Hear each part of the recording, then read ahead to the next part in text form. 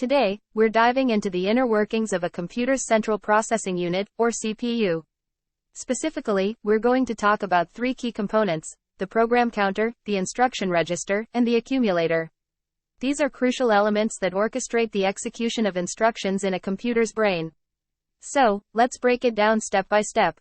Program counter, PC. First up, we have the program counter. Think of it as the GPS for our CPU. Its job is to keep track of the memory address of the next instruction that needs to be executed. During the fetch phase of the CPU cycle, the program counter is incremented, pointing to the next sequential instruction in memory. It's like turning the pages of a book, ensuring the CPU knows where to find the next set of instructions. Instruction register, IR. Now, let's talk about the instruction register. This is where the CPU temporarily stores the instruction it fetches.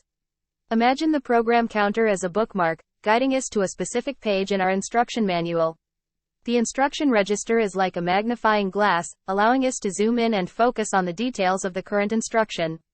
It holds the command that the CPU needs to execute. Accumulator. Next on the list is the accumulator. This is the workhorse of the CPU, a temporary storage unit for intermediate results of arithmetic and logical operations. When the CPU is crunching numbers or performing calculations, it often uses the accumulator to store these temporary outcomes. It's like a scratchpad where the CPU jots down its math before finalizing the results. CPU cycle in action.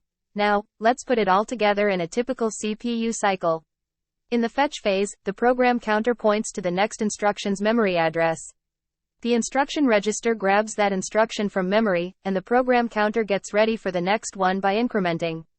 Then, in the decode and execute phase, the CPU looks at the instruction in the instruction register, figures out what needs to be done, and performs the action. The result, if any, might end up in the accumulator. So, there you have it.